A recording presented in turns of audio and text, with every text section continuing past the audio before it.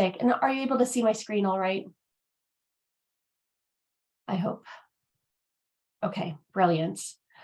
Welcome, everyone. Thank you so much for joining us. My name is Julianne McCall. I am the Director of Programs and Events at the Journal of Science Policy and Governance. And you're here for an expert panel on policy and governance on science and technology, featuring a distinguished panel moderated by another leader of the APS and science and technology worlds, who I will introduce shortly. This event is one of a series leading up to an April 30th deadline for a special issue of the journal focused on global security. Today's panel will focus a bit on the climate change implications related to national and global security. Ahead of myself, I wanted to provide Dr. Henry Kelly, the past chair of the Forum on Physics and Society of the American Physical Society, a chance to introduce the organization. Dr. Kelly? Oh, it looks like you might be muted. Okay, thank you. The Forum on Physics and Society is a forum inside the American Physical Society, which is basically the organization of research physicists worldwide. And early on, the members recognized that the implications of what they were doing for society as a whole were profound, and they affected everything from the environment to nuclear arms control to many other topics. And so we've been very active for a long time. We have a newsletter that comes out regularly, and anyone who wants to join us should follow this link. So look forward to, and we're very happy to be sponsoring this project with the journal, because the issue of science and international global security is a key issue for the forum. Thank you so much, Dr. Kelly. It's been an absolute honor to partner with you. For those unfamiliar with Dr. Kelly, he was previous president of the Federation of American Scientists and worked in the White House for more than 7 years as the Director of Technology. It's an absolute honor to have you here. For those unfamiliar with the Journal of Science Policy and Governance, JSPG, we are nearly 11 years old. We're an internationally recognized open access peer-reviewed publication and a 501c3 nonprofit.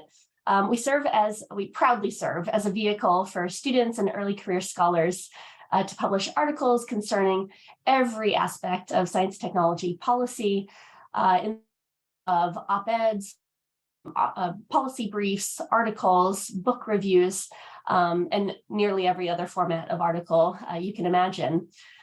We also encourage our authors to engage and contribute to policymaking at all levels of government. We proudly provide a number of resources. In addition to the publication, we provide professional development opportunities, including webinars like this one, a writing workshop for each issue, a special issue at least, as well as some career development opportunities, including a certificate program from a few years ago, opportunities to engage as a member of the editorial board, as well as an internship program in the form of our student ambassadors. I'm delighted to be joined today by two of our JSPG ambassadors, Mr. Bipin Kumar and Ms. Layla Chittick, both students in the STEM fields. Finally, we recognize in the science policy world that publishing your work is not always good enough, that reaching out and providing an opportunity for others to learn about the work and engage in the work via conferences, podcast interviews, and other media engagement is an essential role. That concludes my introduction of the journal, and I see that we are joined by the incoming chair of the Forum on Physics and Society, Dr. Anna Kaider. I would love to hand you the mic, Anna, if you would like to provide some opening welcoming remarks. Oh, thank you so much, Julianne. Sorry, everyone. I'm back-to-back calls, which seems to be a state of being now in our Zoom world that we're in. So thank you all so much for being here. As Dr. Kelly said, the Forum on Physics and Society is really thrilled to be partnering with the Journal on Science Policy and Governance on this special issue on global science and technology security. We really look forward to seeing your innovative ideas across the sciences, not just in physics. And we are so grateful for the panelists who are here today. We're really looking forward to a vigorous discussion and an enlightening discussion. Thank you all so much. Thank you so much, Dr. Kiter. It's been an absolute privilege to partner with you on this. As I mentioned from the start, our call for papers will conclude with the deadline of April 30th, fast upcoming next month. We wish to provide policymakers with a new perspective on how scientific expertise can be useful to the complex brew of 21st century foreign policy and national security challenges. This effort is being supported in kind by outreach partners, also from the American Physical Society, Forum on Early Career Scientists, as well as the Schar School of Policy and Government at George Mason University. Thank you to both of those organizations. With that, as I mentioned before, this is the second event of a series leading up to the call for papers deadline. We hope that you'll join us for the next event in 2 short weeks, featuring 2 additional leaders in the global security policy space.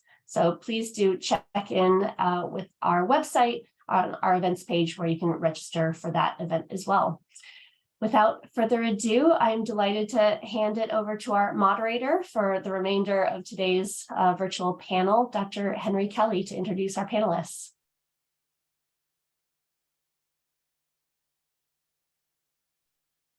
Thank you. And certainly look forward to the session. And just to get the ground rules established here, we're going to have our 2 main presenters here talk for about 10 minutes describing how they got into this field and talking specifically about some of the policy issues in national security space that is of significant interest to them. And then we'll follow that with a 25-minute discussion that's going to will encourage a discussion of some of these issues and encourage any of you who have a policy idea that you are considering for a paper to put it into the chat, and we'll try to figure out who we can, which of these issues we can actually engage during this, the discussion. So with that, I'm just going to introduce the speakers. In both cases, I could fill this entire hour with their bios, but I will restrain myself and give only the Cliff Notes version of this. I'll start off with Sherry Goodman. Dr. Goodman is a global fellow at the Wilson Center for Environmental Change and Security Program and Polar Institute and Secretary General and International Military Council on Climate and Security. And she's been active in many organizations focusing on national security and environment, energy policy, and other areas for many years. She was formerly a Deputy Undersecretary of Defense for Environmental Security and a staff member on the Armed Services Committee. Bill Bonvillian, I always think of as the Dean of Science Policy in Washington and has been a leader for many, many years. He's taught and published extensively in science, technology, policy, and innovation at MIT. He's been working on innovation initiatives in energy technology, the convergence of life, engineering, and physical sciences, advanced manufacturing, and online higher education. He was formerly a senior policy advisor in the U.S. Senate and worked extensively on an enormous range of science and technology issues, including the creation of the Department of Homeland Security and the America Competes Act in 2007. So we've got some extraordinary people here to guide us through the rest of the session. And if you wouldn't mind, Dr. Goodman, would you take the stage first, the virtual stage? Okay, thank you very much, Henry. It's great to see you again. I fondly remember our days working together when you were in the White House and I was in the Department of Defense some years ago. So it's a pleasure to join all of you. You're at the beginning of your careers and you have the opportunity to make a real difference in this area because there's so much that needs to be done at the nexus of climate change and national security. So I think I'll just tell you a little bit about my story, and then I'm happy to answer any questions that you want. I'm actually not, I don't have a degree in science. My degrees are from Harvard Law School and Harvard Kennedy School, but I have spent most of my life, except for the few years I practiced law in a private firm, working either with scientists, engineers, and policymakers at the nexus of science and policy. I started out on the Senate Armed Services Committee in the 1980s as the first female professional staff member, working for Senator Nunn of Georgia when he took the chairmanship of that committee. And my responsibility then was oversight of nuclear weapons research, development, and production, test and evaluation, which include all the major DOE labs. And at the time, we were still producing nuclear materials for nuclear weapons. That stopped in the late 1980s as a combination of, we both didn't need more plutonium at the end of the Cold War, but also the environment, safety, and health considerations became paramount. And so I say my career went from weapons to waste. I started out as a nuclear weapons and arms control specialist, and my career migrated into environment, both overseeing those facilities, then practicing environmental law, and then later serving 8 years as the first deputy undersecretary of defense for environmental security, essentially the chief environment, safety, and health officer, including energy at the time, for the Department of Defense. In the 1990s, that meant marshaling a variety of science and technology tools to improve cleanup at environmental bases, tackle how you deal with things like chlorinated solvents and various contaminants at Superfund bases. Also, how to better come into compliance with air, water, waste, conservation laws, a lot of science and technology around that. The first era of really understanding, in some ways, greenhouse gas emissions as they might apply to the Department of Defense. When I left in 2001, I joined the Center for Naval Analysis, the home, like RAND, it's a federally funded research and development center and the home of military operations systems and analysis, working with the Navy Marine Corps, but all the services and the intelligence community and Homeland Security and a number of other agencies. And in 2007, I founded the first group of generals and admirals to address the national security implications of climate change, called the CNA Military Advisory Board.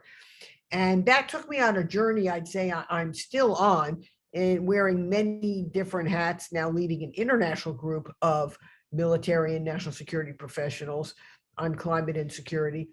As we have examined and explored the national security implications of climate change, which has led to a great deal of legislation in the defense, intelligence, and other bills since 2007, directing the Department of Defense to improve the resilience of its military bases, to include the national security implications of climate change in the president's national security strategy, the national defense strategy, other documents. You see now in this Biden administration, they have thoroughly embedded it across all of the agencies. The Secretary of Defense has a senior climate advisor. Every service secretary has one.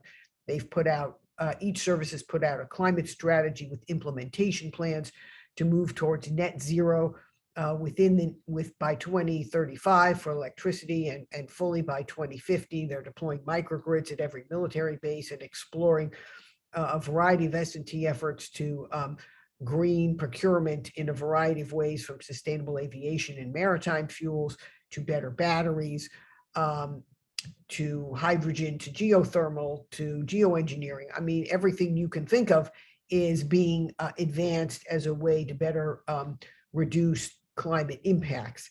At the same time, you know, those impacts are largely baked in. So at this point, we have to become resilient in ways that involve both hardening military bases from continuing climate threat multipliers. That was the phrase I coined for back in 2007. That has been used to shape how we think about climate change as a threat multiplier. And we see that has changed many regions of the world, from the Arctic, opened a whole new ocean, in our lifetimes. Now an area that formerly was characterized by cooperation has become one of geostrategic competition with Russia, China, and many others.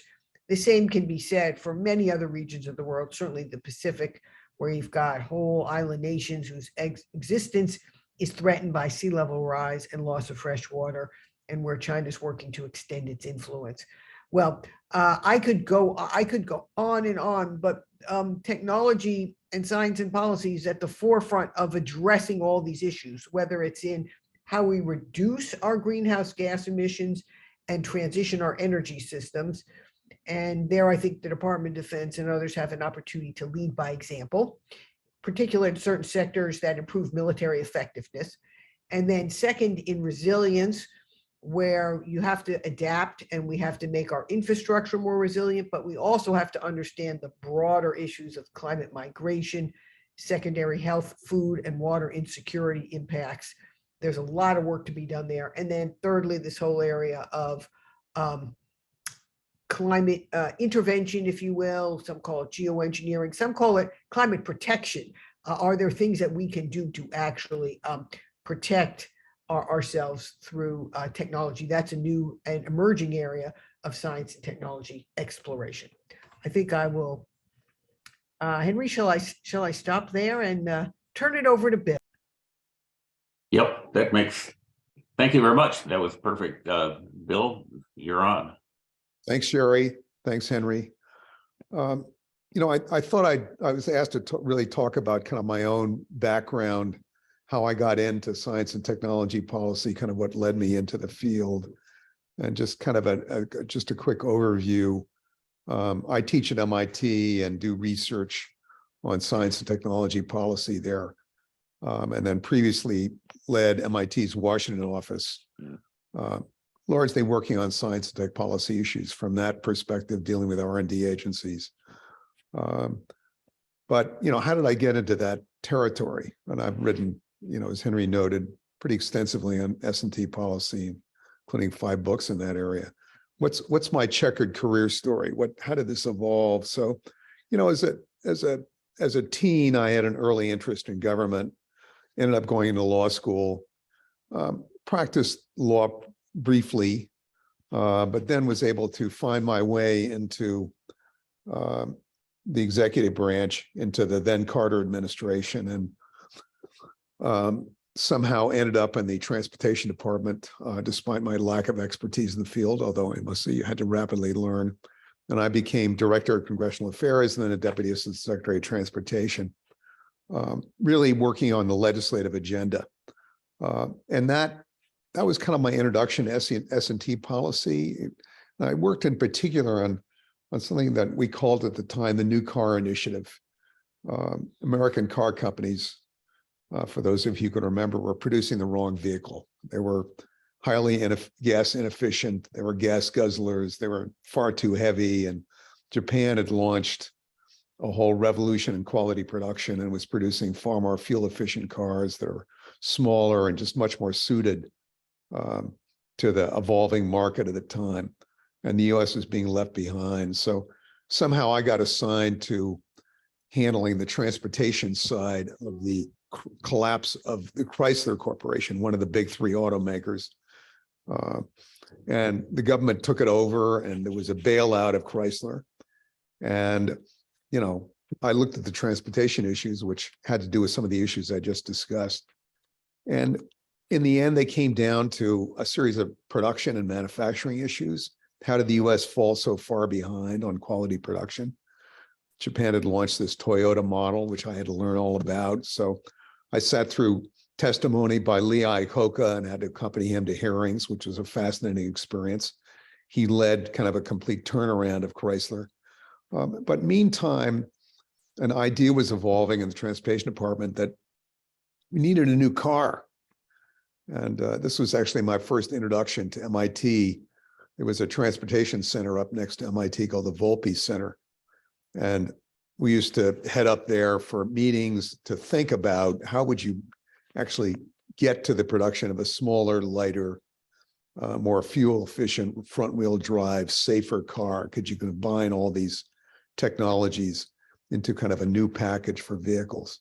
So deep design issues and understanding how design issues translated into manufacturing issues. These are all kind of great young explorations from me to think about, a massive, really environmental challenge and start to kind of work through the policy process on how you'd resolve it, including how do you work with industry and give industry the enticements to kind of move in more positive directions.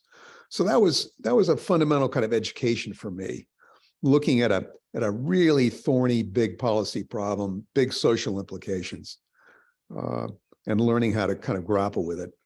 After the transportation department, I went back to law practice for a time, but then couldn't resist staying out of the fray, so came to the U.S. Senate, and played a role at the time in science and technology issues. Learned the DARPA model well, and I'll talk about that in a bit, but really worked on a host of science and technology issues over the years for the approximately 15 years I spent.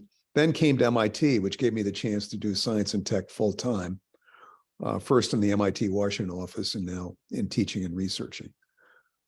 So that's kind of, how do you get involved in S&T? You kind of get stuck. You get into a big problem or in a big project, and you learn the territory. And that's, I think, how many of us did this. And that was certainly the story for me.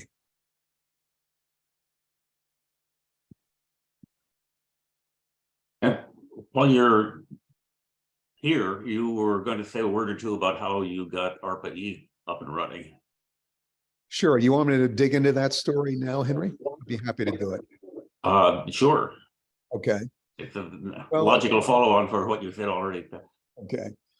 I was asked to provide an example of the development or the implementation of a significant science and tech policy from a kind of a personal perspective to help you all see how things unfold from a perspective of somebody involved in the policymaking world. And so it occurred to me that the ARPA-E, the Advanced Research Projects Agency Energy, would be an interesting story. So actually back in 2006, the National Academies kind of led the way, and they put out a report called Rising Above the Gathering Storm, which argued for additional R&D investment. But they also argued that we needed a breakthrough technology agency in the energy field, that we had basic research agencies in energy and we had some applied agencies, but we didn't have an entity that was going to really be able to kind of launch breakthroughs. Hence the idea for an ARPA-E, which was proposed in that report. And it was led by a famous trio, Chuck Vest, who was president of MIT, Norm Augustine, was president of Lockheed Martin, and Steve Chu, who was at the time, before he became energy secretary, head of the Lawrence Berkeley lab, DOE lab. So this trio proposed this, and usually ideas come to nothing. Somebody has to pick them up. But there was interest in this, and I did a follow-on article advocating for this in a publication called The American Interest, and talked to congressional staff about it, who I knew from my prior experience. And the decision got made by a congressman from Tennessee, who was chairman of the House Science Committee, named Bart Gordon, and a very talented staffer of his named Chris King. And they kind of picked up the idea and ran with it. And it really takes that kind of personal perseverance to really drive change. You really need change agents. And in this case, ARPA-E had some change agents. So, I was involved in the theory about why a DARPA model might fit the energy challenges. But they were actually ready to kind of carry the legislation and move it. And, as usual, there's a saga here. They got the ARPA-E authorizing legislation done. It passed in 2007 by sticking it into a larger piece of legislation called the America Competes Act, which had bipartisan support and support of then President Bush. So they got the authorization done, but then there was no money, right? How are you going to implement anything without the funding? You need an appropriation, of course. So Congressman Gordon bided his time, but in 2009, after the great banking collapse of 2008, there was a big economic stimulus bill. And with the agreement of the speaker, he was able to get $400 million out of that bill assigned to ARPA-E to carry out a mission. And what was that mission going to be? I mean, the authorizing legislation said that ARPA-E was supposed to work on identifying and promoting revolutionary advances. It was supposed to translate scientific discovery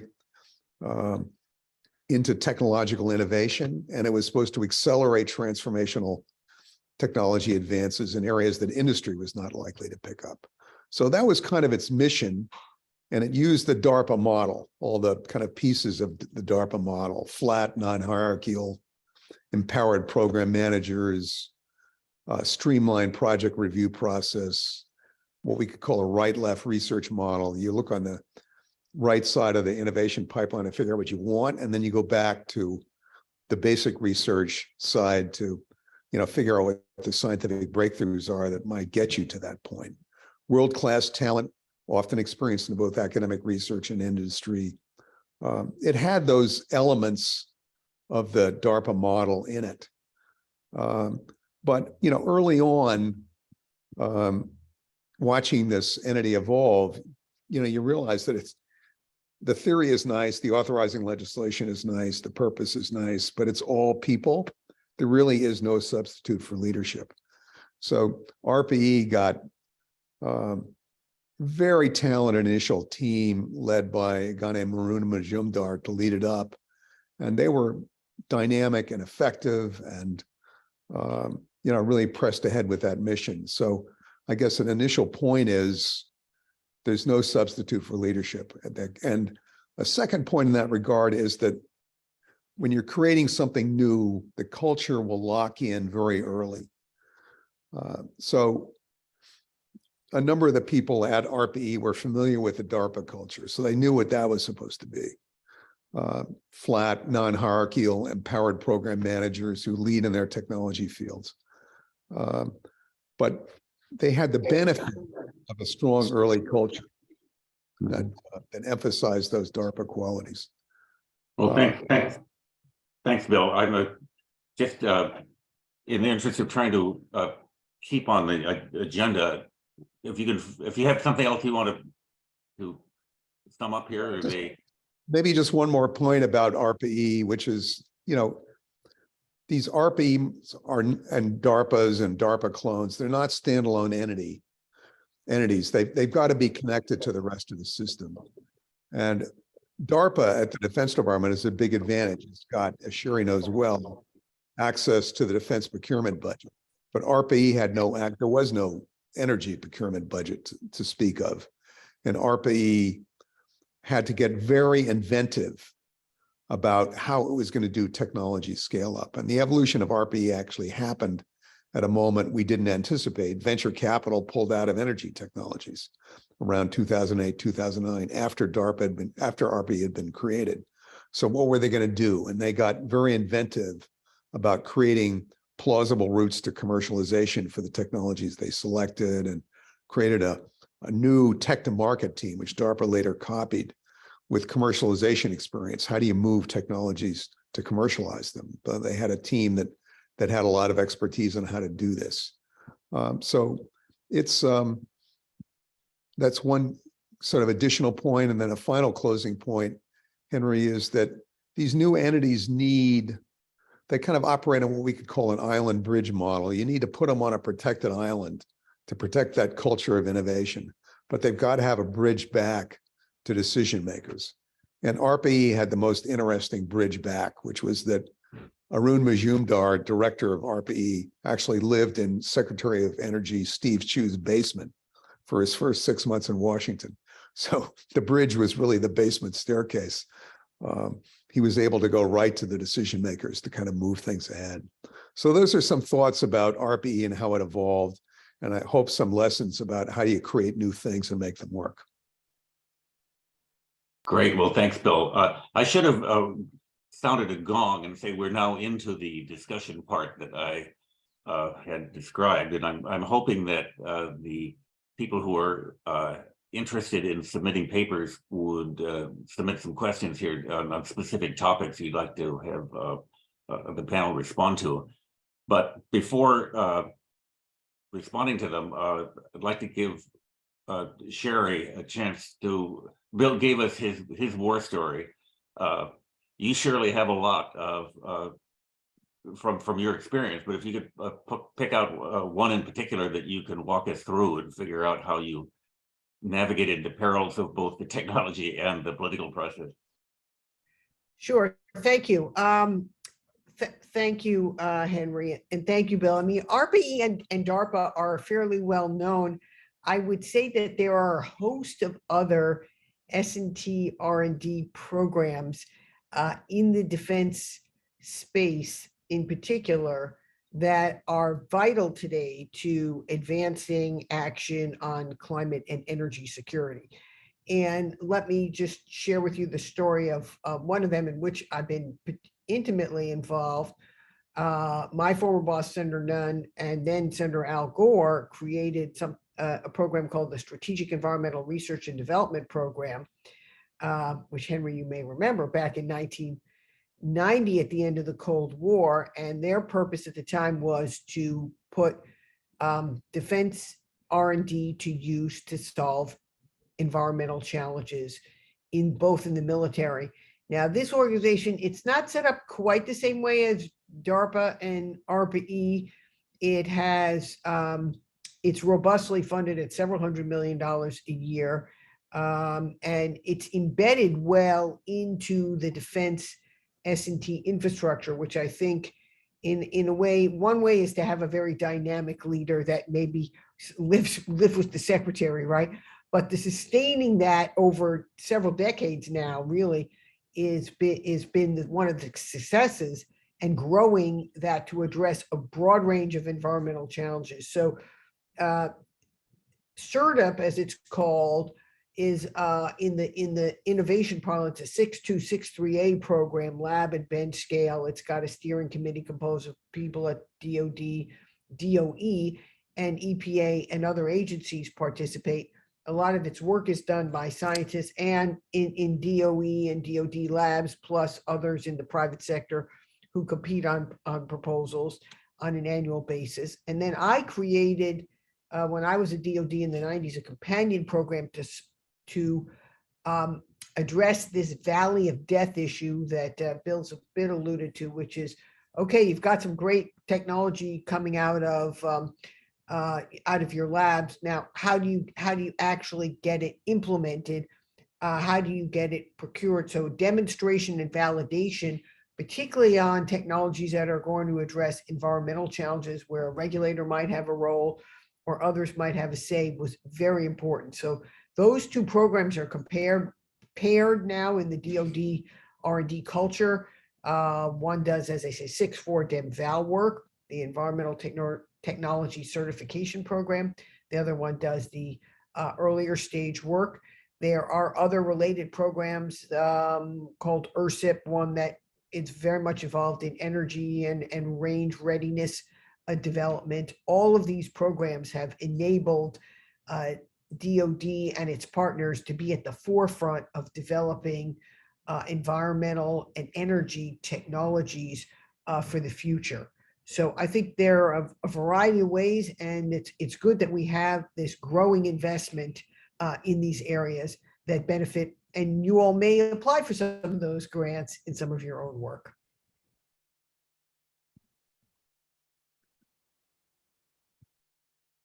All right.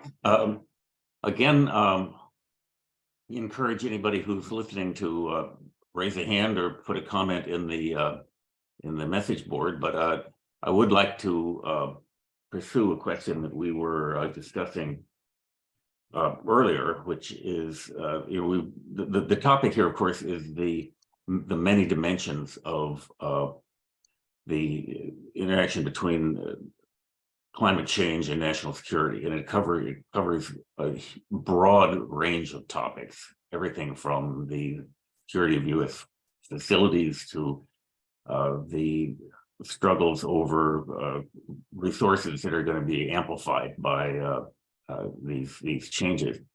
And I guess if I could pursue one specific one, and that is that start off asking Bill about the role ARPA-E is playing in looking at not only the ways of controlling the emissions that are leading to climate change and mitigating the effects, but also the direct actions being taken to basically block the change. I forget Sherry's euphemism of climate protection, but this would include geoengineering and climate and putting aerosols and modifying the atmosphere. Does ARPA-E have a strategy for figuring out how to set priorities between that kind of research and these more conventional investments? Henry, ARPA-E is working on geoengineering, but Sherry's been more directly involved in those issues, some of those issues than I am. Let me suggest. Okay, well, partly it's a question of priority. It's been a very low R&D priority, and I'm certainly going to ask Sherry, who's been knee deep in this issue for quite a while, but it seems to be growing in importance inside DOE, including ARPA-E. And I don't know who decides how do you set these priorities in a completely in the loose organizational structure that you've got in ARPA-E. Yeah, I mean, structure determines what you pursue and what outcomes are to some extent. And you're right, ARPA-E has got a culture and an organization that's driven by strong program managers. In many ways, it's a bottom-up, not a top-down kind of institution. And strong program managers, or project directors, as they're called at ARPA-E, get hired because they've got a big idea, a big territory that they really want to pursue. And they get to ARPA-E and they've got funding resources and they're empowered to pursue it. And then they will typically embark on creating, they've got the technology idea. In other words, they've got a vision for a technology solution to a significant problem, right? ARPA-E doesn't want to pursue incremental advances. It wants to do breakthroughs, just as DARPA does. So the project manager will develop a portfolio of potential projects. Some really high risk, somewhat less risky, that go after that technology problem. So my sense is that that's how geothermal is being addressed. There's obviously a growing realization that we need mitigation type approaches along with solution type approaches, and that portfolio is being developed. But is it around a big, conceptual framework of exactly which geoengineering approaches are most appropriate or adaptable? I'd be surprised. I'm sure there's a fair amount of that consideration going on. It's not only the program manager. The program manager brings the idea really to the team of program managers and the directors for a lot of back and forth consideration. And of course, ARPA-E is well aware of ongoing research in other parts of the department. So this is not shots in the dark. It's a well-informed kind of effort. But in the end, it is a more bottom-up effort where the technology vision prevails.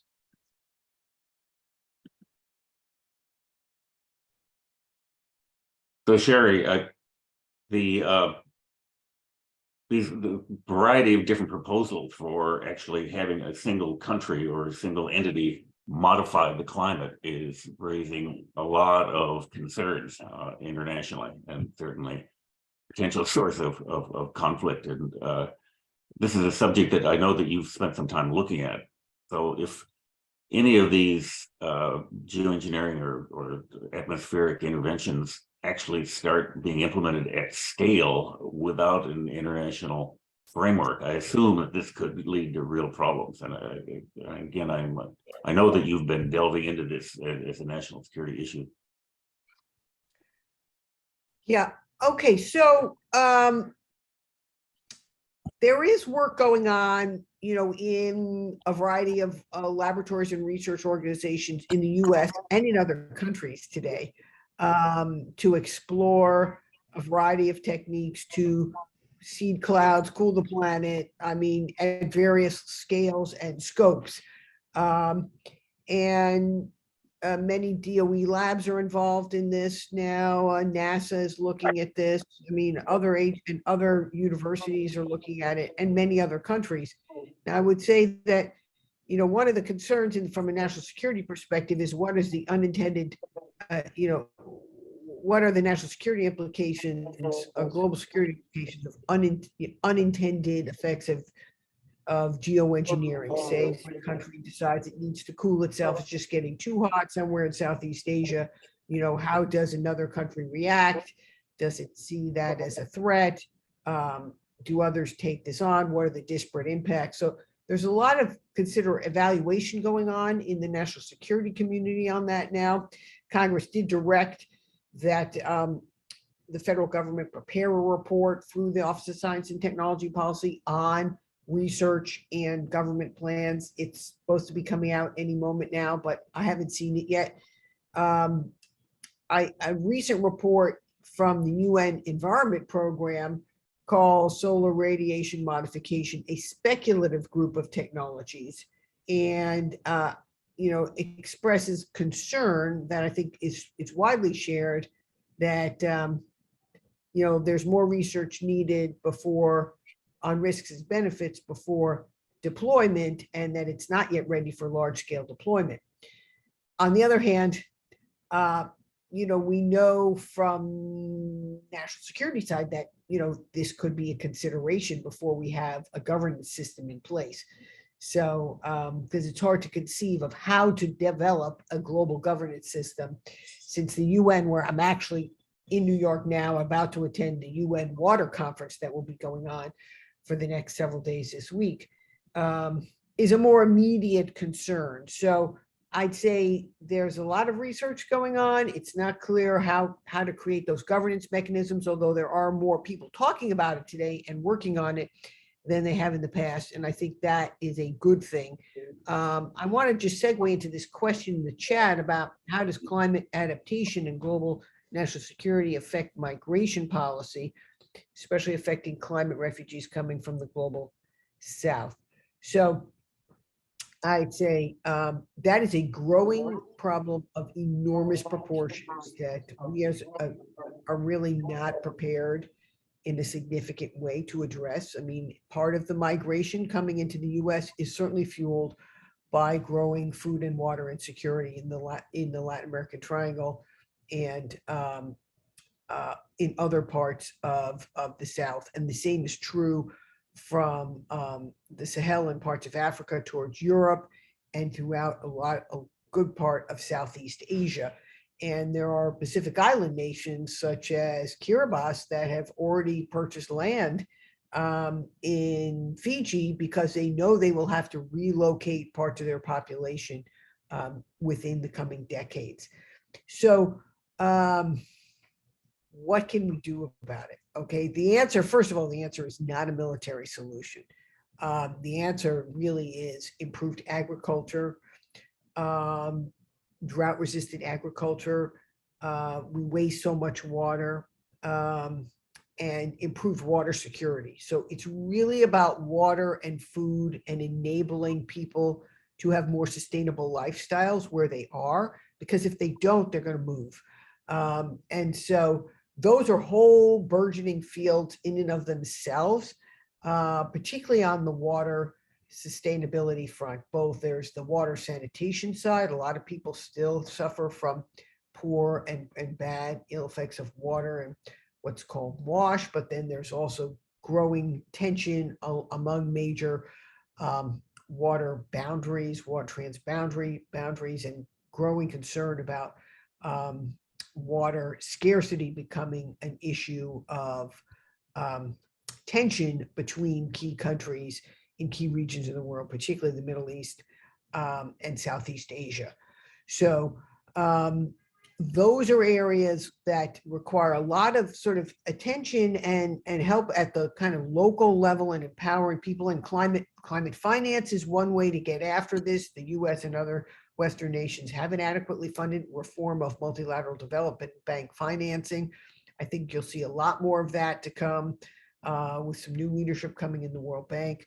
So we've got to figure out how to enable greater investment in basically food and water security in key regions to enable people to live where they are. Well, thanks. We have another water question that's come up, and I'd like to ask Bill where the research opportunities are in this space. The Department of Energy is focused, of course, on energy issues, but energy and water are intimately connected. And there are a lot of topics that, from what Sherry was saying, that obviously spring to mind. I mean, everything from low water input crops to better ways of preventing evaporation from irrigation systems to desalination technologies.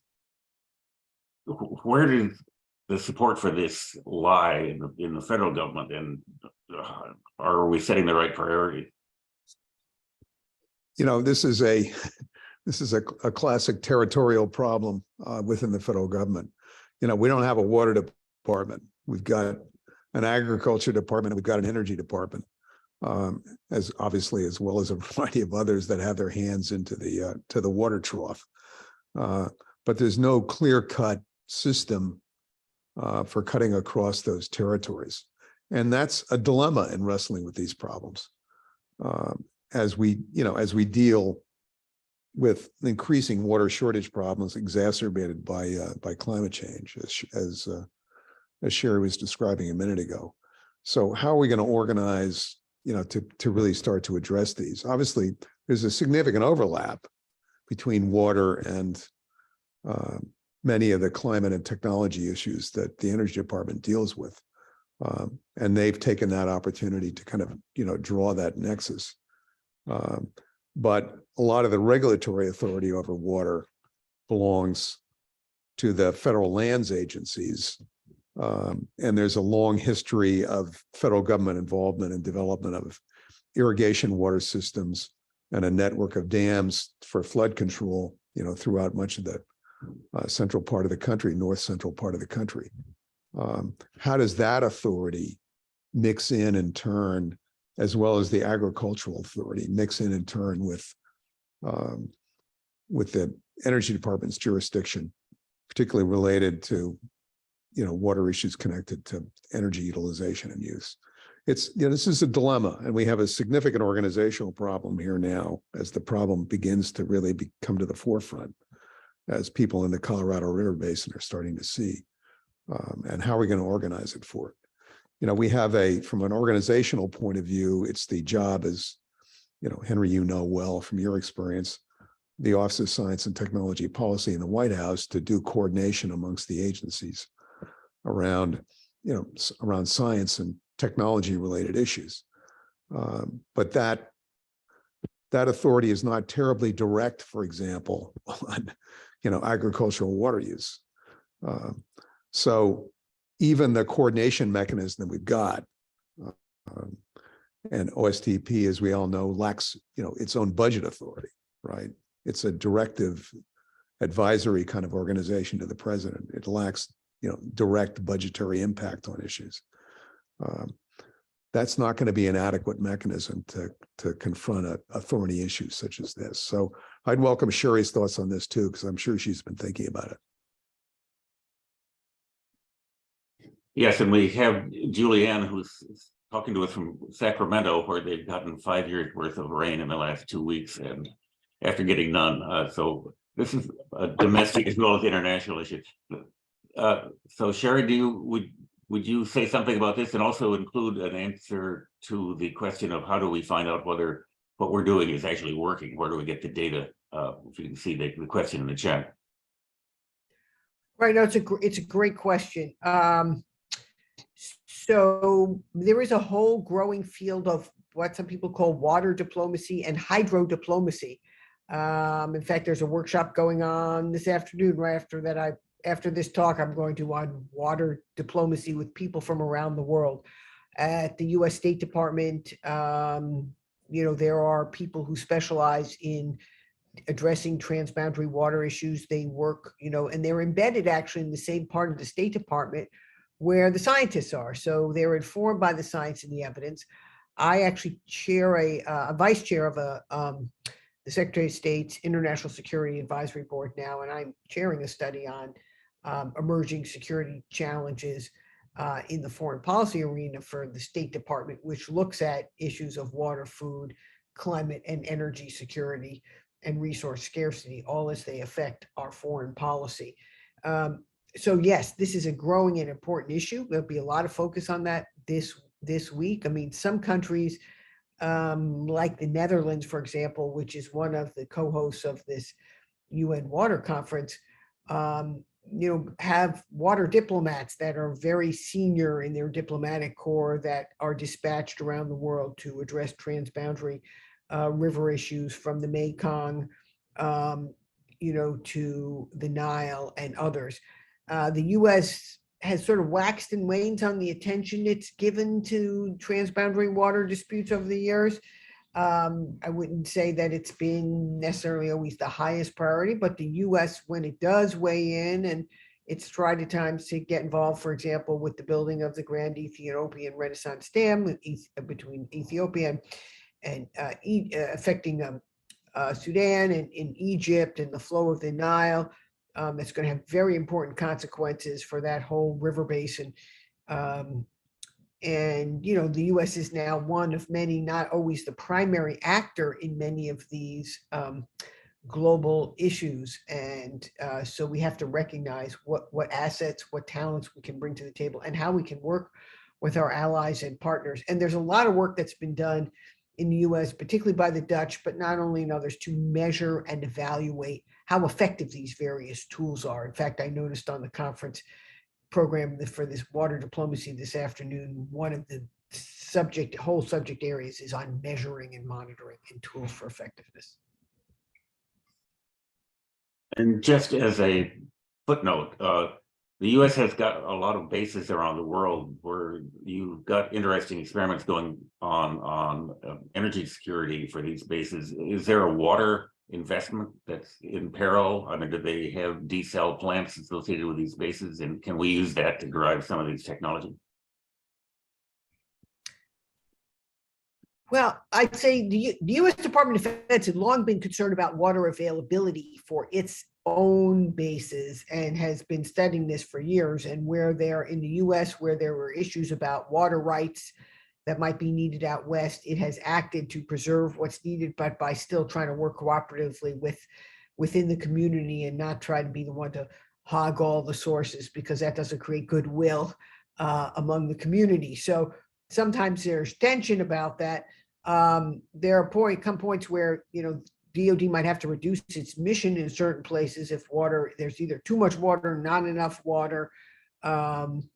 Certainly there are cases where we built in the last 5-7 years, we built a big new space radar at Kwajalein Air Force Base, and now it's a $1 billion project, and then was recognized within a few years that that whole location is subject to sea level rise and loss of its own fresh water source to support the people that would be at the radar. So we coming up quickly on learning how to incorporate understanding of these climate threat multipliers, as I would say, or as one you could just call them, reductions in fresh water or sea level rise threats that are affecting every base pretty much around the world now.